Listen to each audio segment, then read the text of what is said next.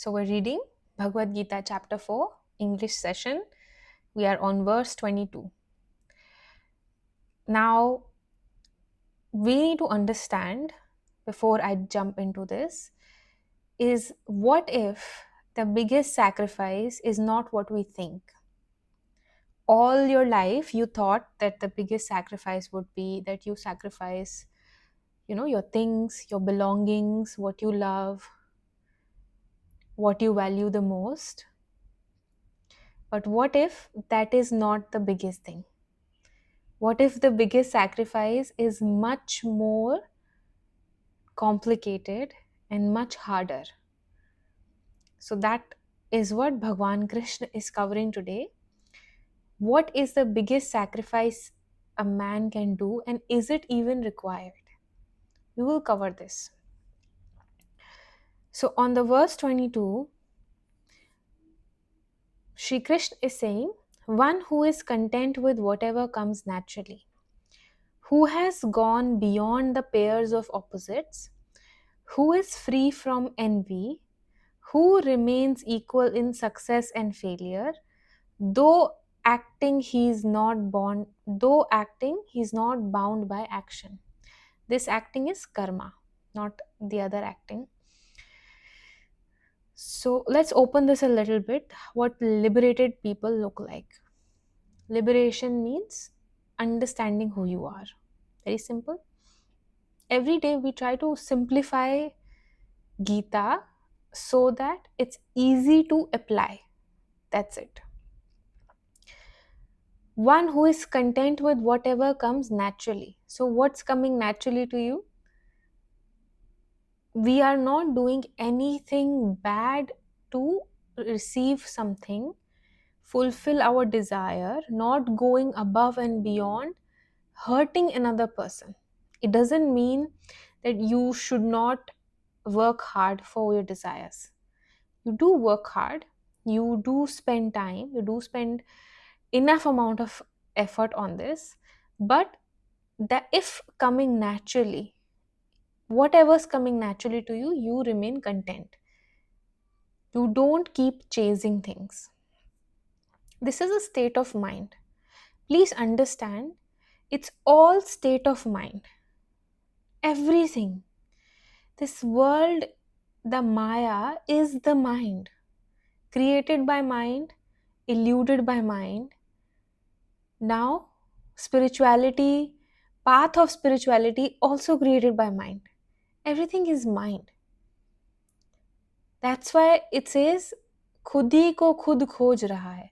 Means you are only lost and you are only finding yourself from within. Always. So, whatever comes naturally, he or she is content. How does that happen? Can I tell this to someone who has never earned money in their life? Can they be content? What do you think? Do you think you need to have what is required?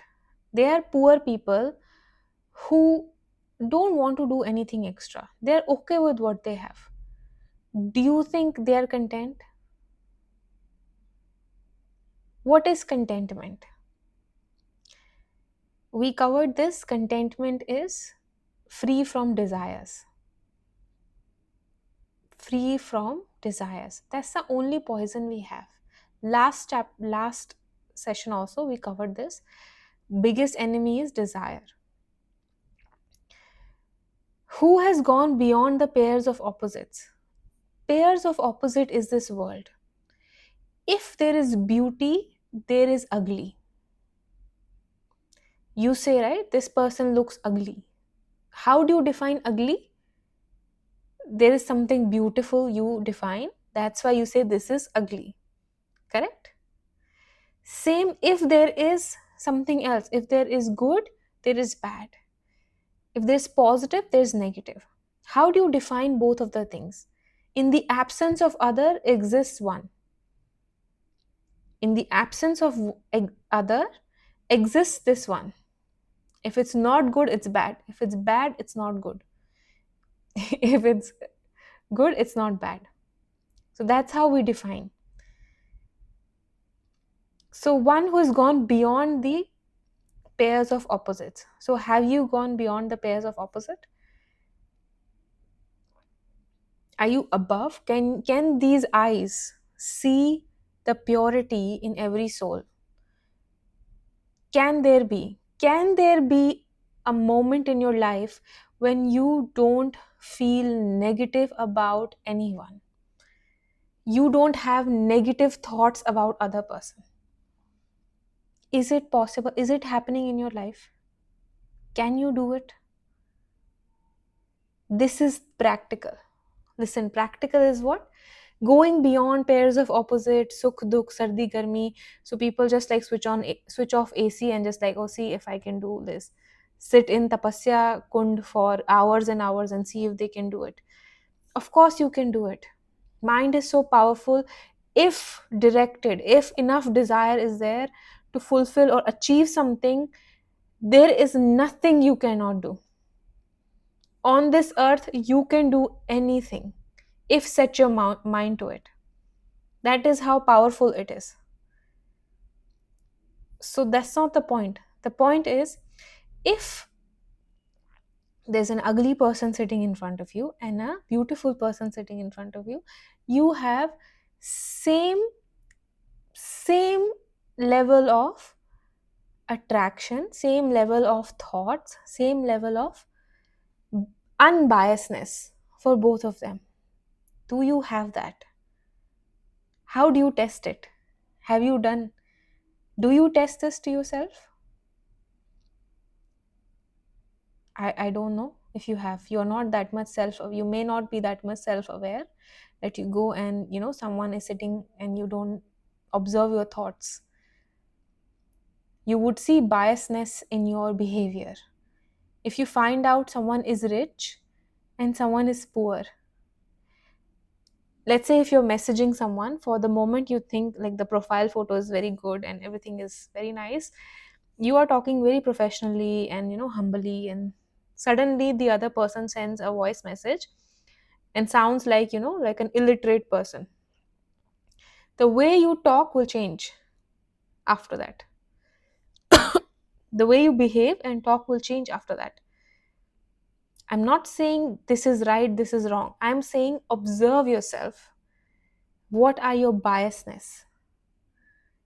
This biasness is the pairs of opposite. This is, you are doing this constantly.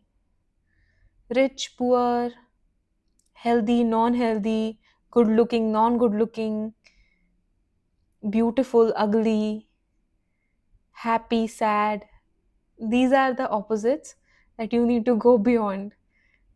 And where we are right now, you all measure yourself, create a scale. Measure yourself, create a scale. Every day, 1% improve it. Start observing who you are. What kind of a person you are. You're mean, you're selfish, you're egoistic, you're biased. Do you lack character? These things are lack of characters. Who is free from envy? Who can be free from envy? Envy is, if I see other person getting successful, I get jealous. Like, why not me? Why God is giving him or her so much and not to me? If not God, then why? What has he done better that he is getting things more than me? How do you get above this? A lot of people don't even go into competition and think we are above envy. This is also fake. Please understand. That is called being tamasic. You're not even participating. If you haven't started participating, how would you know if you get envy or not? You have to participate. That's why you have to cross all the gunas. You cannot say that, I'll just sit and watch. It doesn't work like that. He doesn't let you work like that. The actual implementation of this knowledge is in practical life. Practical life, day to day, where you're sitting, who you're talking to, what you're saying, how you're reacting, what you're feeling on the inside. That is the practical behavior. So when you are talking to someone, you say, okay, I'm not interested in, earning money. I'm not interested in being successful. I'm above all of these things. Okay, maybe you are. What about other things? If you're above in sansar, maybe you are not above all of these things in spirituality. Maybe there you have competition. You don't know. You don't know. When it comes from fourth, then you figure it out, right? Then you find out like what's happening. That's why I always say never run away from situations. Always go head on. When situation come, only then you truly see who you are, who you really are. Right now, it's all in your head. I'm a nice person, I'm spiritual, I'm kind, I'm humble, I'm so and so. There's a lot of list of I am. But when there is a situation, when there's a person in front of you, you would see what's happening. You would see you're getting angry, you're getting irritated, you're getting conscious, you're getting upset. So many emotions coming all at the same time. So many emotions bombarding that you forget even self awareness at that moment. That is what you truly are. So if you don't know that, if you're sitting in a room somewhere doing tapasya, sadhana, and meditation, then you are just nursery level. It's not practical. It's nursery. Below that is puja part. Above that is just sitting somewhere and meditating. Imagine. So we have to go. I'm not saying people who did this are wrong. Please understand. I'm saying many have crossed the practical and then they are doing meditation. Like Baba Mahavatar, they say. He has crossed the practical thing, proved it, then moved to that state of oneness. But we cannot imitate the last state and say we don't have to cross the middle. That is the problem. Buddha had to leave his kingdom, leave the amount of money, leave the fame, respect, anger, everything he had to let go. Then he went and sat on under a tree and meditated. We don't do anything and we sit and we say why we haven't gotten anything yet. Isn't that stupidity? What do you think? That's half knowledge. We try to imitate the final outcome that they have gotten, like Mahavir, all nude, sitting like that. Everybody start copying that. But that state achieved some, that the nudity, that the way he's used to sit, Digambar, Pegambar, this used to say. So the way he used to sit comes from a state of mind that he conquered. After that, he realized nothing is, all this is transient, nothing is there. You cannot copy the outcome and receive the state of mind. You see, everyone has a separate journey. Your journey is different. My journey is different. Someone else's journey is different. They're not same. It cannot be same. You also can get enlightened right now. You don't have to go to, do any other things like Buddha. Maybe your journey is different. His journey was different because his purpose was different. You understand? So your purpose is different. But who is free from envy? Who is free from envy is one who do not compare himself with someone else. Do we do that? Ask yourself, whenever I'm explaining a verse, ask yourself, am I doing this? Do I have people in my life? What if my biggest enemy is getting more successful than me? What happens? What's happening here? here. What's happening? What are the emotions you're feeling? Close your eyes. When you meditate, meditate on situations. Meditate on situations. Put yourself in a situation. Meditate on that. Don't meditate just that you're watching your breath. That will give you something, but it won't give you clarity. Okay? We need clarity. Clarity comes, put yourself in a box situation. Imagine this is happening to you. Mind is very good at imagining, you know. In dreams, this is what you do. It can imagine everything, and you're falling off a cliff and you feel it. You feel falling off a cliff, and immediately you wake up. Right? How does that happen? Because it's good at imagining. So imagine yourself in this situation and so centered. Put yourself in that box and then see how you're feeling, how your body is feeling. Emotions are changing. What your mind is thinking. Your biggest enemy, getting successful, got triple the amount of what you have gotten. Now what? Now what? Then you will realize, do you have envy or no? And this is only when you can allow yourself. Please understand, self discovery only comes when you allow yourself to discover yourself. If you don't, then even God cannot make you.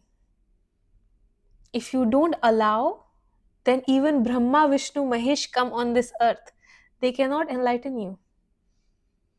If Buddha even touches you, you don't get enlightened.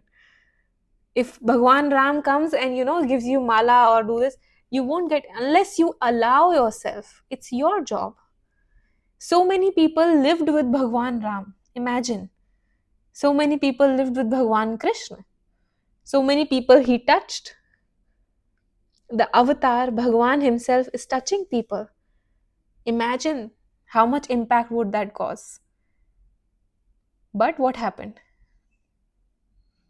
What happened? Tell me. Nothing happened, right? Why did nothing happen? You have to allow yourself. You have to allow yourself, let it go within. So who is free from envy? Who remains equal in success and failure? Now this is very hard. Not a lot of people can do that, success and failure. To do that, you need to follow the first chapter, to be detached from the outcome. The moment you detach from the outcome, then only you can be above success and failure. So then, only then, when you follow these things, only then, when you are doing karma, even when you're doing karma, you're not doing karma. Simply explained. Even when you're doing karma, you are not doing karma.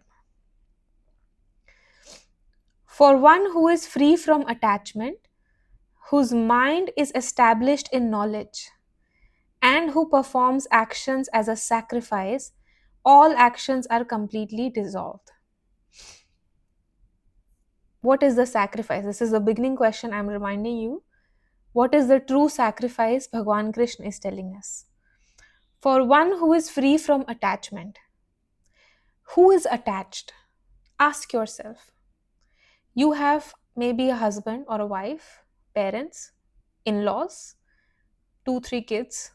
Maybe if you're old enough, you have, daughter, grandkids also. What else you get attached to? House, money, possession, right?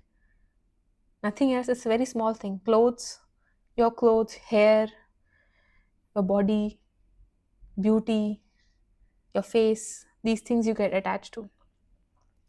Limited things, you can count it on your fingers. Maybe 10, 15 for you, some for some 20, 30.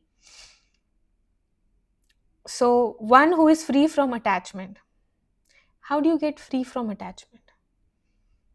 There is a problem, and the solution is free from attachment.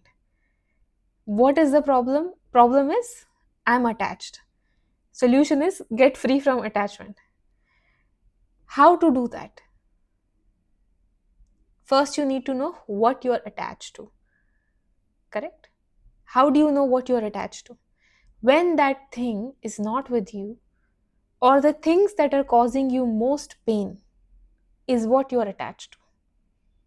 That's one signal. Okay? Things that are causing you most pain, that is what you're most attached to. Because no one else can hurt you. It's a state of mind. What is hurting you? Not getting what you desire from what you're attached. So, people, of course, not going your way, not following your instructions, not loving you, not respecting you. Could be many permutations and combinations. We don't have to go to all of them. But self discovery starts. What am I attached to? Then, do I have to leave them? No, you don't have to leave them. You just only need to know the truth. If I tell you this so and so person, your child is your biggest enemy from many births, and now has come in your life as your child because you were escaping it. You were escaping this karma, now the karma is in your house. That may affect for few days, but after that you will go back again into this. Again into same, doesn't matter. It's my kid only. I have to do my responsibility, you know. So again it will start happening. But slowly, daily recognition, daily realizing, mind needs a daily confirmation. Daily he needs to be reminded. Again it goes into Maya and then see, oh, my children, my family, my house, my this, my that. So many my. The moment one thing is gone, you say, my thing is gone. I give you 5 elements. Can you make a child? Can you?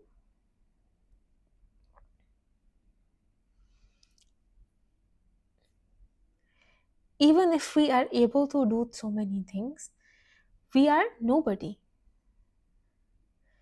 We are nobody. So here we need to realize what I am attached to. Once you know the problem, half problem is gone. Then you can be free of it. Whose mind is established in knowledge, in Gyan? Whose mind is established in the knowledge? Knowledge is behind you, which you carry with you, which means your Atma, your mind is always connected to the soul. The advisor is not the mind itself. The advisor is this Atma. He's the controller. Currently, your mind is controlling everything. Your life, your behavior, your actions, everything. And who performs action as a sacrifice. The karma he is doing is the sacrifice.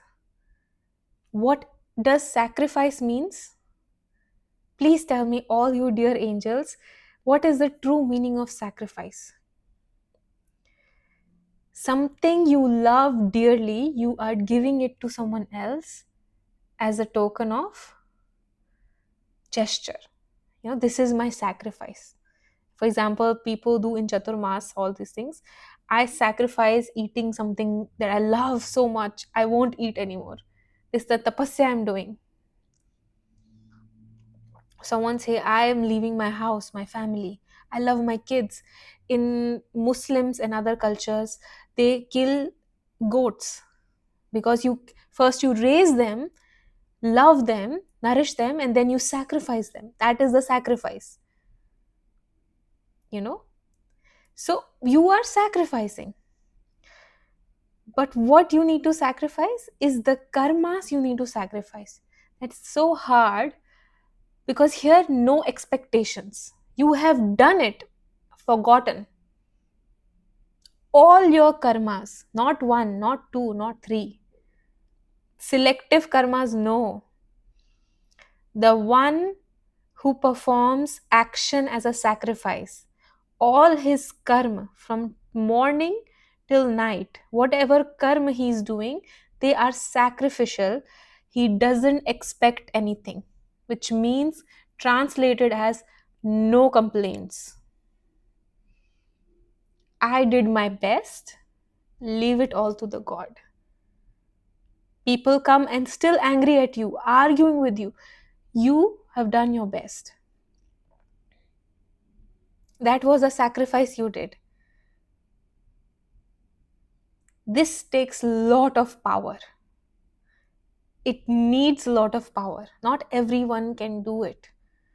Please understand. People have a lot of ego. They cannot do this. Lot of self identity is created that they cannot let go of what they have done. I did this for you 10 years ago. Now you owe me this. This is what I hear from people. I did this for you 10 years. They remember what they did 10 years ago for someone. Even if they did as a charity, they still remember. I donated so and so food, but they're not even using it. It's good that you are seeing that are you donating at the right place or not, but get still being attached to what you have done. We are always attached to our karmas, not just possessions, not just things. You're also attached to what you're doing because you want something in return. That is why you're doing something. If I tell you whatever you do, you will get nothing in return, everybody will stop doing karma from today itself. Hence the punya karma cycle created by Maya, so that you keep doing something. Otherwise, you won't do anything. If you will get nothing in return, you will not do. Why would you do it? Why would I waste so much of my energy if I don't get money for doing this? You know, if I'm not earning anything, what's the point? So, this is what we need to understand. Biggest sacrifices will continue forward. There are other sacrifices also. One biggest sacrifices of our karma. This requires a state of egoless, shunyata, because not everyone can do this. You need to have total surrender to within you. Your thoughts will become empty. Whatever you're doing, I just did it. It's like puja. You know how we did Kabir Sant? Just surrendered. Whatever I'm doing. He used to make this blanket, used to go to the market and sell people. He say, made for Ram, giving it to Ram. I made it for Ram, selling it to Ram, giving it to Ram. Some people never used to give money also, and he's like, okay. He used to be okay. But that is extremely high level. How we can start is in our day to day life, whatever karma we are doing, let's reduce some expectations from that. I'm saying reduce. At least start with that. Maybe big karmas. Start with charities that you do. Start with all the good things you're doing. That what I'm doing, I don't expect anything in return. I helped someone, I forgot it. There are people who help someone and they're like, they tell 100 people about this. Last week I went to someone and they needed help, so I guided them. I did so and so, I did this, I helped them with this process, I showed them how to do this. So they keep telling on and on and on what good they're doing. It's not wrong. Problem is that person is still remembering what he did. That's attachment to the karma. Let go, sacrifice everything that you're doing. Then ask me question that it's so hard, I'm not able to do it, then what to do? This is how self inquiry works. There's an action to be done, you do it, practice it. It doesn't work or it works, then you share feedback. Then we go another way and we find a custom solution for you.